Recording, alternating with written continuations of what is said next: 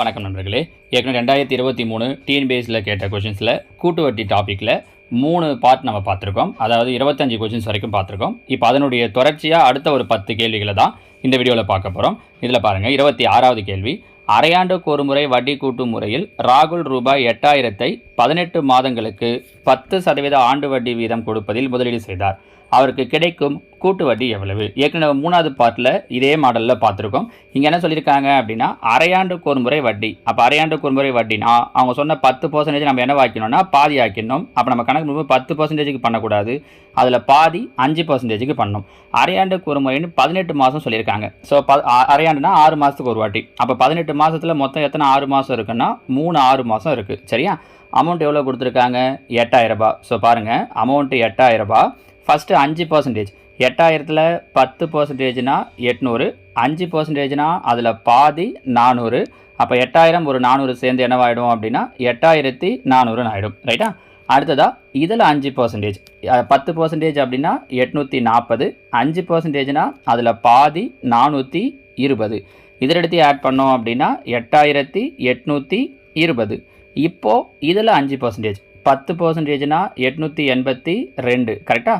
5%னா அதில் பாதி 441. அவங்க கேட்குறது கூட்டு வட்டி எவ்வளோன்னு தான் கேட்டிருக்காங்க. நீங்கள் இதை மொத்தமாக கூட்டி 8000 மைனஸ் பண்ணி சொல்லலாம், இல்லை அமௌண்ட்டை மட்டும் கூட கூட்டி இந்த வந்த கூட்டு வட்டியை மட்டும் கூட்டிக்கலாம். இங்கே பாருங்கள், 400 ஒரு 420, 820 ஒரு 400, 1220 ஒரு 41, 1261. இல்லை நீங்கள் இங்கே கூட்டினீங்க அப்படின்னா உங்களுக்கு என்ன கிடைக்குது அப்படின்னா 9261.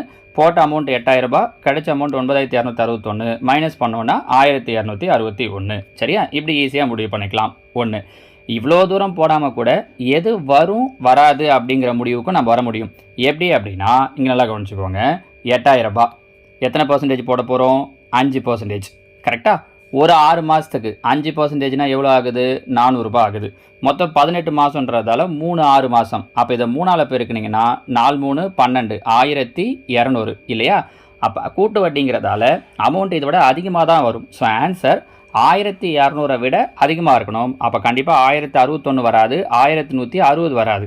ஒன்று 1260 இருக்கணும், இல்லை 61 இருக்கணும். ஒருவேளை இன்னொரு ஆன்சரும் அவங்க 1200 கம்மியாக கொடுத்துட்டு இருந்தாங்கன்னா நம்ம அதுவும் வராதுன்னு முடிவு பண்ணுற முடியும். பாருங்கள், ஸோ 4ல் எது வராது அப்படிங்கிறத ஈஸியாகவே நம்மளால் சொல்கிற முடியும். சரிங்களாமா? அடுத்ததாக 27. அசல் ரூபாய் 5000க்கு 4% ஆண்டு வட்டி வீதம் அரையாண்டுக்கு ஒரு முறை வட்டி கணக்கிடப்பட்டால் 1.5 ஆண்டுகளுக்கு. இதுவும் அதே மாதிரி தான் பாருங்கள். அரையாண்டுக்கு ஒரு முறை 1.5 வருஷம், அப்படின்னா 3 முறை போடணும். கரெக்டாக? ஆண்டு வட்டி வீதம் 4%. அப்போ 4% எடுக்கக்கூடாது. எத்தனை சதவீதம் எடுத்தால் போதும்? 2%. சரியா? அப்போ பாருங்கள், அமௌண்ட் எவ்வளோ கொடுத்துருக்காங்கன்னா 5000 ரூபாய். 5000ல் 1% அப்படின்னா 10%னா 500, 1%னா 50. கரெக்டாக? 1%னா 50, அவங்க 2%. அப்போ 52 என்ன வந்துடும்? 100 ரூபாய்.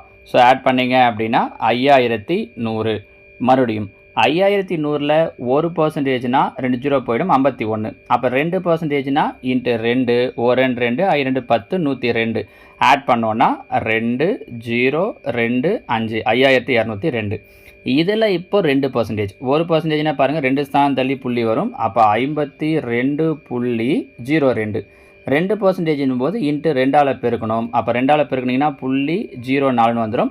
52 2ஆல் பெருக்கிறோம் அப்படின்னா 104. கூட்டு வட்டி மட்டும்தான் கேட்டிருக்காங்கன்றதால நீங்கள் தொகையை மட்டும் கூட ஆட் பண்ணிக்கலாம், இல்லை மொத்தமாக சேர்த்தும் மைனஸ் பண்ணிக்கலாம். அப்போ 04 6 0 3 5, 5306 ரூபாய் 04 பைசா. அப்போ 5000 மைனஸ் பண்ணிட்டோன்னா 306.04.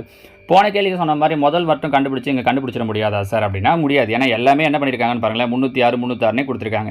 இந்த பைசாவில் தான் அவங்க வித்தியாசம் வச்சுருக்காங்கன்றதால நம்ம மொத்தமாக போட முடியும்.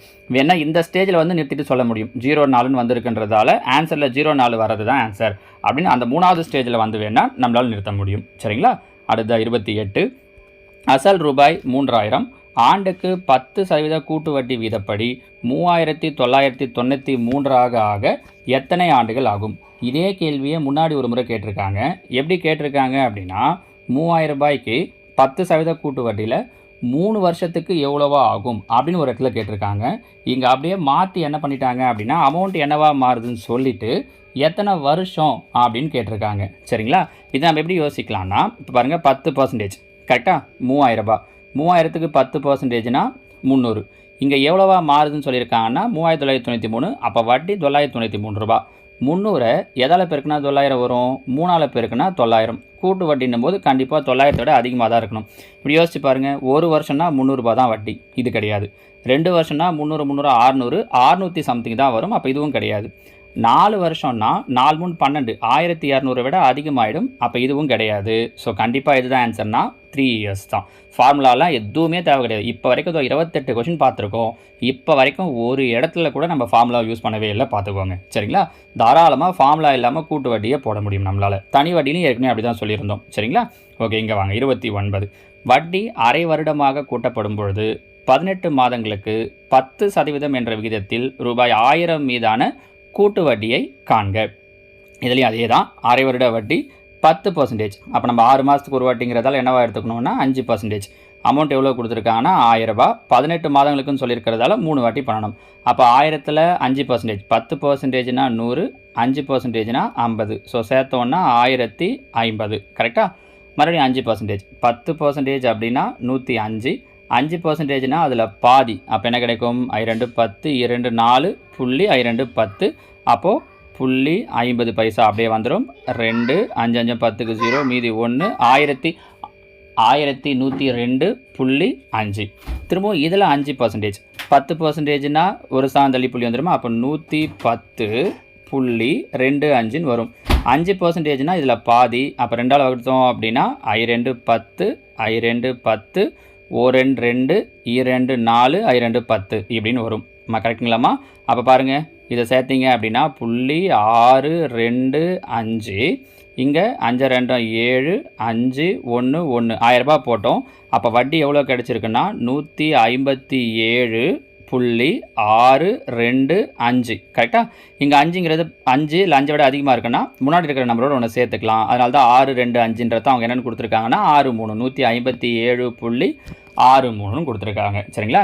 ஸோ 10% கண்டுபிடிக்கிறது ஒரு சாந்தளி புள்ளி வைக்கணும். 5%னா அப்படியே அதை பாதி ஆக்கணும். சரிங்களா? அடுத்தா கேள்வி எண் 30. ஒரு வகையான பாக்டீரியா முதலாவது 1 மணி நேரத்தில் 5% வளர்ச்சியும், 2வது 1 மணி நேரத்தில் 8% வளர்ச்சி குன்றியும், 3வது மணி நேரத்தில் 10% வளர்ச்சியும் அடைகிறது.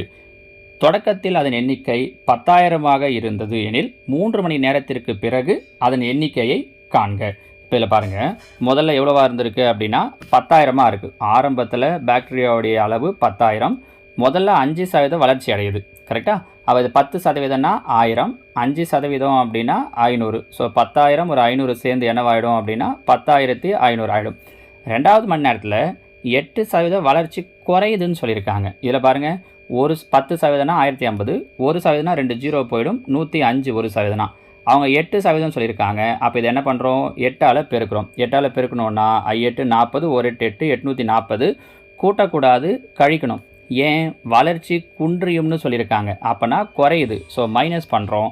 மைனஸ் பண்ணோம் அப்படின்னா 0 6 4 6 9 9660.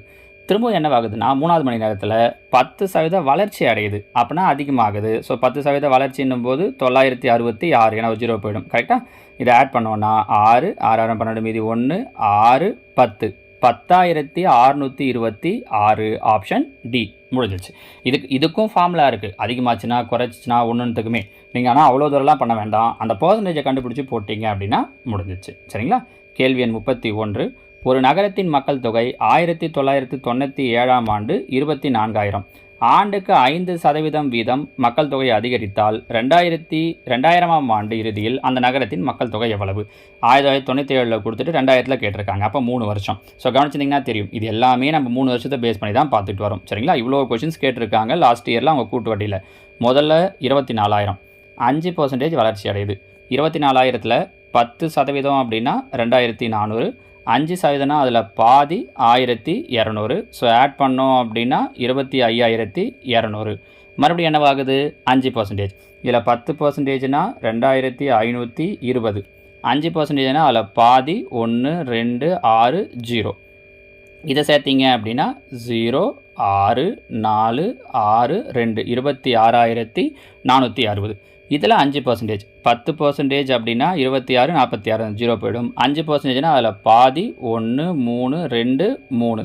அப்போ இதை ஆட் பண்ணோன்னா 3, 6 2 8, 4 3 7, 6 1 7, 2. அப்போ என்னவாகுது? 27,783. எக்ஸாக்டாக அது வந்திருக்கு பாருங்கள். ஆப்ஷன் பி முடிஞ்சிச்சு. ரொம்ப எளிமையான கணக்குமா. நீங்கள் கூட்டு வட்டி தான் பெரிய சம்மு, ஃபார்முலா படிக்கணும், அது இதெல்லாம் எதுவுமே தயங்காதீங்க. ரொம்ப ரொம்ப ஈஸி. இதை தாண்டியெல்லாம் எதுவுமே கேட்க மாட்டாங்க. இப்போ அடுத்தது பாருங்கள். காலாண்டிற்கு ஒரு முறை வட்டி கணக்கிடும் முறையில் ரூபாய் 15,625க்கு ஆண்டுக்கு 16% வட்டி வீதத்தில் 9 மாதங்களுக்கு கிடைக்கும் கூட்டு வட்டி. இது வரைக்கும் பார்த்ததெல்லாம் அரையாண்டு வச்சு பார்த்தோம். காலாண்டை வச்சு இப்போ தான் ஃபஸ்ட்டு ஒரு கொஸ்டின் கொடுத்துருக்காங்க. இதில் பாருங்கள், அவங்க கொடுத்துருக்குற அமௌண்ட் எவ்வளோ அப்படின்னா 15,625. வருஷத்துக்கு 16%. காலாண்டுக்குன்னு சொல்லியிருக்காங்க. அரையாண்டுக்குன்னா என்ன பண்ணோம்? பாதி ஆக்கணும். காலாண்டுக்குன்னா அதையும் பாதி ஆக்கணும். அதாவது 4ல் ஒரு பாகம். அப்போ 16 4 வகுத்தோம் அப்படின்னா 4% மட்டும் கணக்கு பண்ணால் போதும். ஏன்? ஒரு காலாண்டுனா 3 மாதம். கரெக்டாக? ஒரு வருஷத்துக்கு மொத்தம் 4 காலாண்டுன்றதால 4ஆல் வகுத்துறோம். அப்போ 17,625ல் 4% கண்டுபிடிச்சா போதும். பாருங்கள், 1%னா 2 ஸ்தானம் தள்ளி புள்ளி வரும். அப்போ 156.25ன்றது 1%.